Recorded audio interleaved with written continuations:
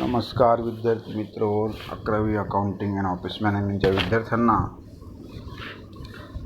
सगळ्यांना नमस्कार.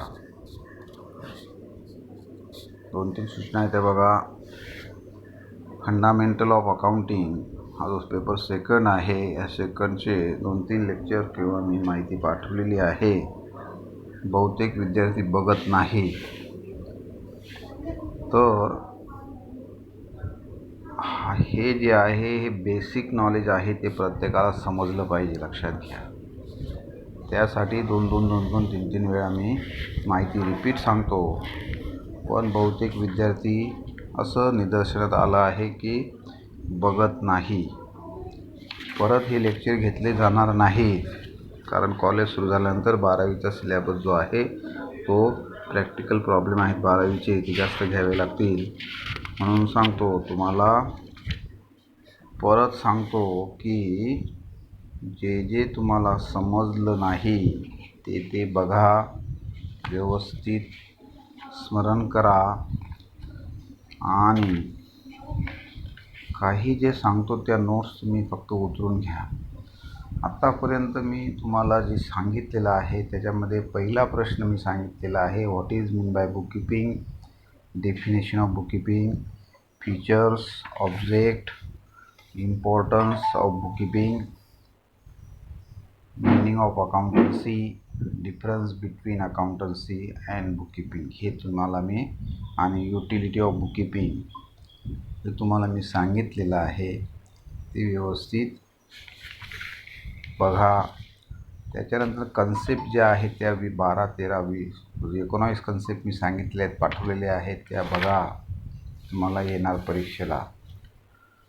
त्याच्यानंतर double entry bookkeeping system म्हणजे काय,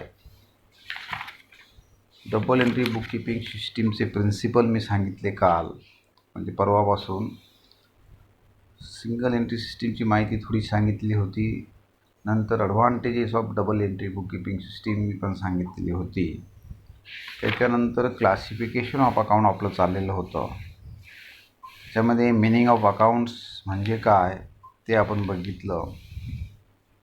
त्याच्यानंतर अकाउंटचा स्पेसिमेन मी सांगितलेला आहे. अकाउंटला 2 साईड असतात, डेबिट साईड आणि क्रेडिट साईड, त्या तुम्हाला मी पाठवलेले आहेत. Specimen, what is mean by account, आणि explain the specimen of accounts, लक्षात घ्या. नंतर क्लासिफिकेशन ऑफ अकाउंट चालू केलेलं आहे. त्याच्यामध्ये मीनिंग ऑफ क्लासिफिकेशन, पर्सनल आणि इम्पर्सनल अकाउंट मी सांगितलेलं आहे. पर्सनल अकाउंटमध्ये कोणकोणत्या गोष्टी येतात, इम्पर्सनल अकाउंटमध्ये रिअल अकाउंट आणि नॉमिनल अकाउंट आणि डेबिट आणि अकाउंट्स रूल जे आहेत ते मी तुम्हाला पाठवलेत बघा. पर्सनल अकाउंटचा रूल आहे डेबिट द रिसिव्हर आणि क्रेडिट द गिव्हर. रिअल अकाउंटचा नेम आहे डेबिट व्हॉट कम्स इन आणि क्रेडिट व्हॉट गोज आउट. आणि नॉमिनल अकाउंटचा नेम आहे debit the expenses and losses, credit the gain and income. इथपर्यंत आपलं सिलेबस व्यवस्थित सांगितलेला आहे. पहिला टॉपिकमधला 4था भाग चालू आहे, किंवा दुसरा टॉपिक समजून घ्या, लक्षात घ्या.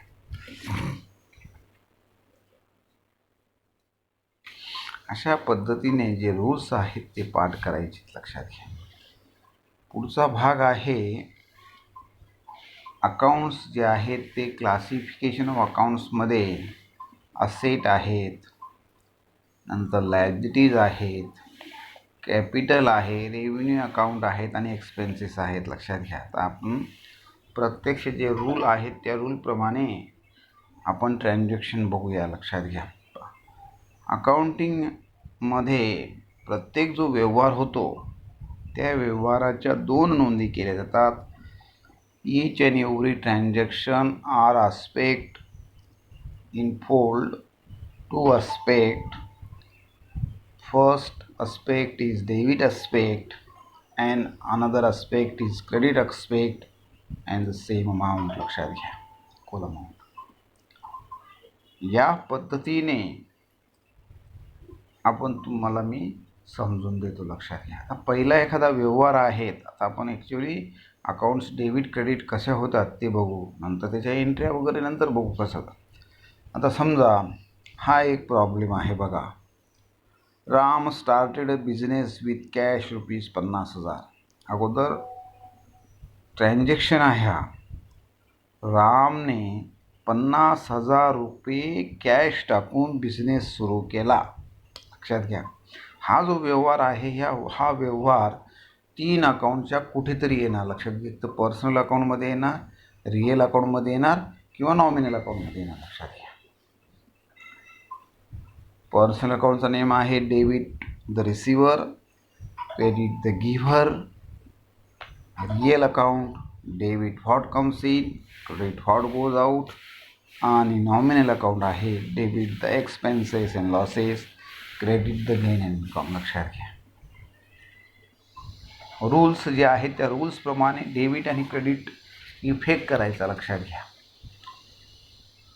आता हा ट्रान्झॅक्शन जो आहे हा ट्रान्झॅक्शन 3 जे अकाउंट्स आहेत रिअल, पर्सनल आणि नॉमिनल, या 3 अकाउंटचे जे नेम आहेत त्या नेमाच्या आधारावर कुठे बसतो ते बघायचं. लक्षात घ्या, प्रत्येक व्यवहार जो आहे त्या व्यवहाराचा मराठीतला अर्थ व्यवस्थित बघा.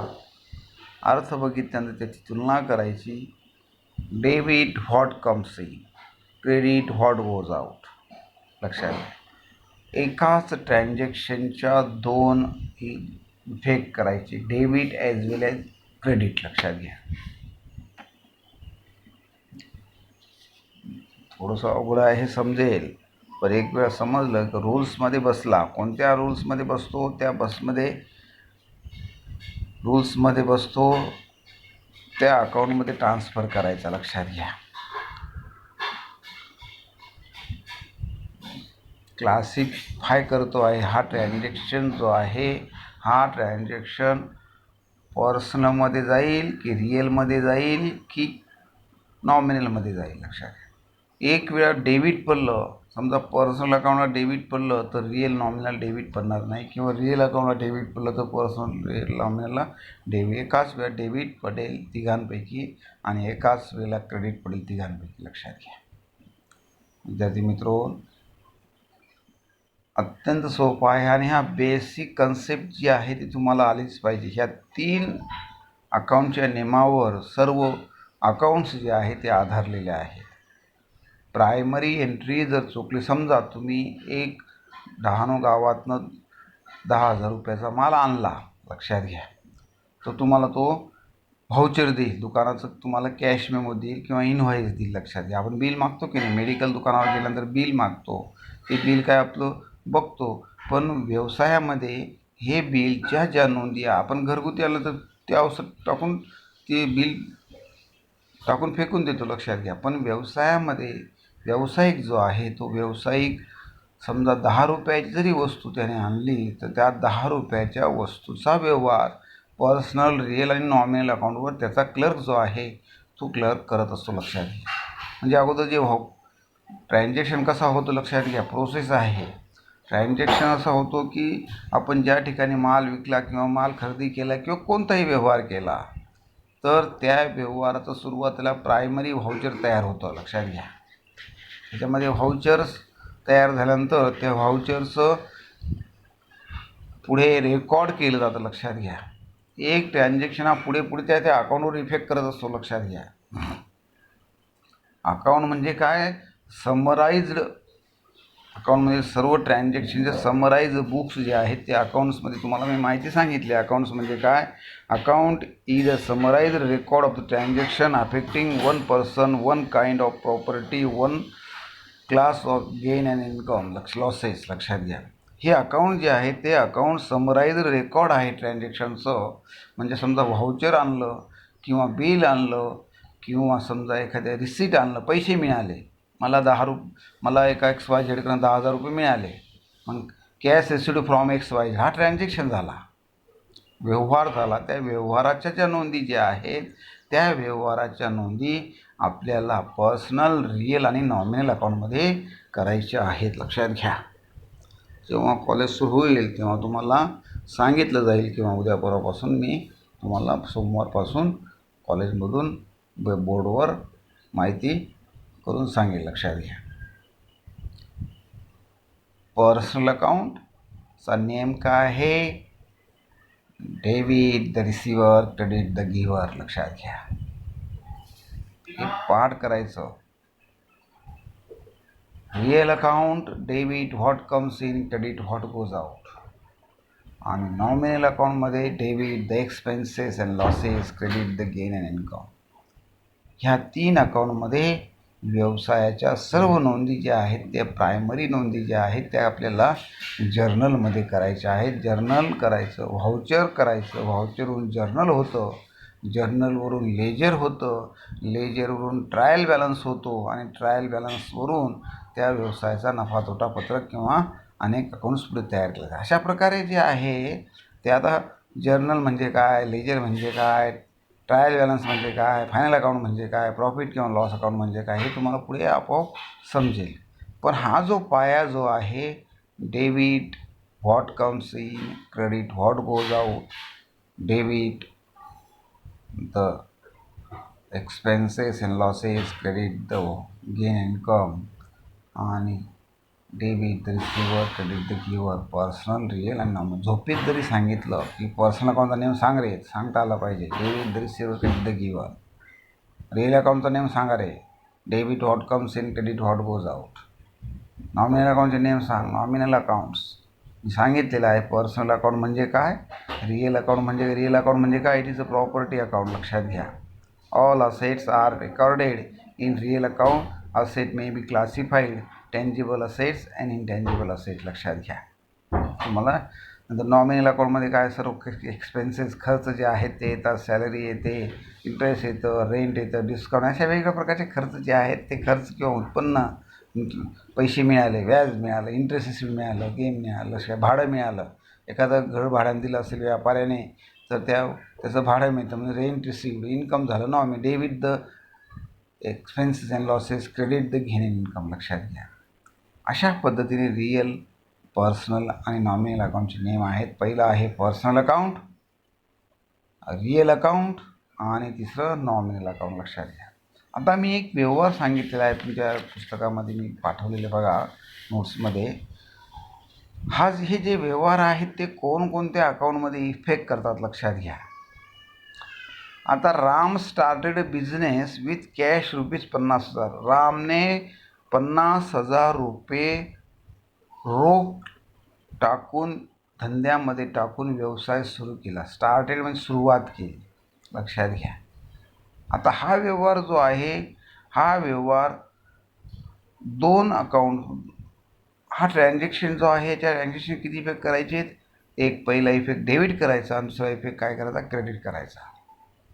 आता राम हा काय आहे, व्यक्ती आहे, पर्सन आहे.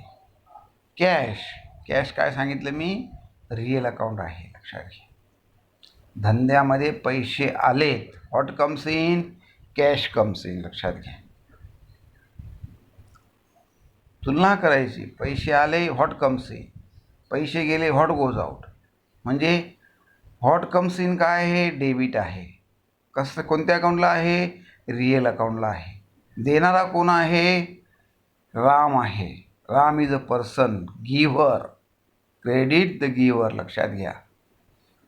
रामने पैसे धंद्यात टाकून धंदा सुरू केला. राम हा व्यक्तिगत आहे, पण रामचा व्यवसाय जो आहे सेपरेट आहे. लक्षात घ्या. त्याने व्यवसायामध्ये जे पैसे तो मालक गुंतवतो त्याला काय म्हणतात, कॅपिटल असे म्हणतात. मी मागे कॅपिटलची माहिती सांगितलेली. लक्षात घ्या. व्यवसायामध्ये जर त्याने कॅशच्या स्वरूपात भांडवल गुंतवलं असेल, बिल्डिंग असेल, लँड अँड बिल्डिंग असेट खरेदी केले असेल, तर जेवढेही पैसे किंवा असेट त्या धंद्यामध्ये त्याने गुंतवले असेल व्यावसायिकाने, तर त्या व्यावसायिकाला त्यामध्ये व्यवसायाचं कॅपिटल असं समजलं जातं. लक्षात घ्या. Owners of the goods invested by the बिझनेसमध्ये जेवढे पैसे त्याने गुंतवलेले आहेत त्या गुंतवलेल्या पैशाला कॅपिटल असे म्हटले जाते. लक्षात घ्या. कॅपिटल म्हणजे काय तुम्हाला मी सांगितलेलं आहे. कॅपिटलची व्याख्या मी तुम्हाला मागे दिलेली होती कन्सेप्टमध्ये. कॅपिटल म्हणजे काय की व्यवसायामध्ये व्यवसायिकाने व्यवसायामध्ये जेवढेही पैसे गुंतवले असतील तर त्या गुंतवणुकीला काय म्हटलं जातं, कॅपिटल असं म्हटलं जातं. कॅपिटल म्हणजे काय, total amount of cash, goods, assets are invested, investment गुंतवणूक by the proprietor in his business is called as capital. वेळोवेळी त्या ओनरने त्या धंद्यामध्ये कॅश गुंतवली असेल तर त्याला कॅपिटल असे म्हणतात. तुम्हाला मी कन्सेप्टमध्ये पाठवलेलं आहे ते बघा. कॅश काय आहे, रोख पैसे त्या व्यावसायिकाने त्या धंद्यामध्ये गुंतवलेला आहे. हा ट्रान्झॅक्शन जो आहे, हा ट्रान्झॅक्शन आपल्याला पर्सनल, रिअल आणि नॉमिनल अकाउंटमध्ये कुठेतरी बसवायचं. एक तर debit what comes in, cash comes in धंद्यामध्ये. मग रिअल अकाउंटमध्ये debit what comes in, cash comes in. मग हा पहिला डेबिट कशाला पडेल, रिअल अकाउंटला पडेल.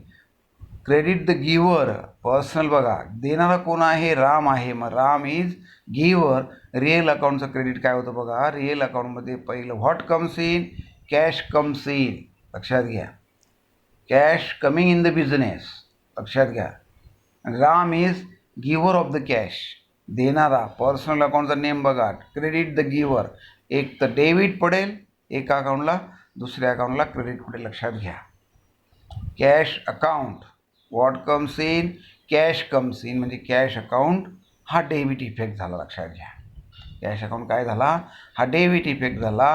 आणि रामचं कॅपिटल, त्याने भांडवल गुंतवलेलं आहे, त्याला काय म्हणतात, कॅपिटल म्हणतात. राम कॅपिटलला क्रेडिट, क्रेडिट द गिव्हर. लक्षात घ्या, एखाद्या what comes in, what comes in, what goes out, debit the receiver and credit the giver. आणि अशा पद्धतीने हा प्रत्येक व्यवहार जो आहे तो त्यामध्ये बसवायला जातो. लक्षात घ्या, समजेल हळूहळू. एक व्यवहार समजला तर अनेक प्रकारचे व्यवहार तुम्हाला त्यामध्ये समजले जातील. लक्षात घ्या. दुसरं बघा, amount deposited in the bank ₹10,000 for opening an accounts. रामने बँकेमध्ये, म्हणजे धंद्याचा तोच आला. लक्षात घ्या, धंद्यामध्ये ₹10,000 बँकेत भरून अकाउंट ओपन केलं. लक्षात घ्या, पैसे आले की गेले, पैसे गेले. कुठे गेले, बँकेत गेले. कोणाला मिळणार आहे, बँकेला मिळणार आहे. लक्षात घ्या, अशी तुलना करायची. Debit the receiver, bank is receiver. Bank account मी सांगितलंय, पर्सनल अकाउंट आहे बघा, artificial personal account. Bank account debit, पैसे बँकेला मिळणार आहे. मग bank account debit, what goes out, cash goes out. Real account credit बघा, पैसे गेले, पैसे आले मागच्या याच्यामध्ये, ह्यामध्ये पैसे गेले, क्रेडिट. म्हणून personal account, bank is personal account, म्हणजे बँकेला डेबिट देणार. आणि what goes out, cash goes out, कॅशला क्रेडिट देणार. हे डिटेल्स समजेल. लक्षात घ्या, हळूहळू. अवघड याच्यामध्ये काहीच नाही, फक्त तुलना करायची.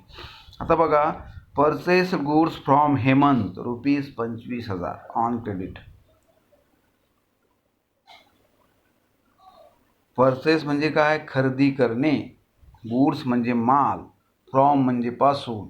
हेमंत हा व्यक्ती, हेमंत पासून ₹25,000 माल उधार खरेदी केला, असा त्याचा अर्थ होतो. लक्षात.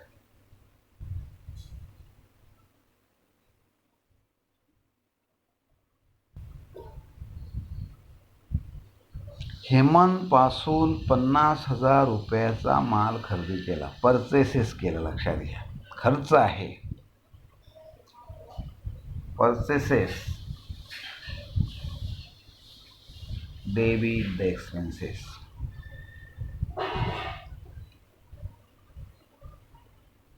कोणाकडनं खरेदी केला, देणारा कोण आहे, हेमंत आहे.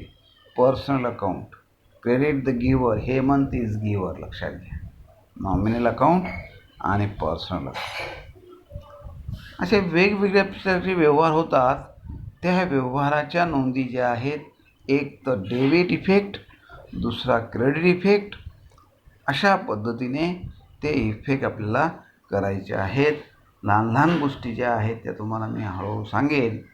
आता फक्त debit what comes in, credit what goes out, real account, personal account, debit the receiver, credit the giver, nominal account, debit the expenses and losses, credit the gain and income. अशा पद्धतीने एवढी माहिती जी आहे ती व्यवस्थित पाठ करा. नेम जे आहेत ते नेम प्रत्येकाने पाठ करा आणि परत परत ऐका, तुम्हाला समजेल. लक्षात घ्या, मी देव करून पाठवणारच आहेत. ते व्यवहार जे आहेत ते व्यवहार पहिला एक तर डेबिट इफेक्ट होईल, नंतर दुसरा कोणता होईल, क्रेडिट इफेक्ट होईल. दोघंच अकाउंटवर डेबिट पण क्रेडिट पण होऊ शकतात. नंतर एका अकाउंटला डेबिट होईल, दुसऱ्या अकाउंटला क्रेडिट होईल.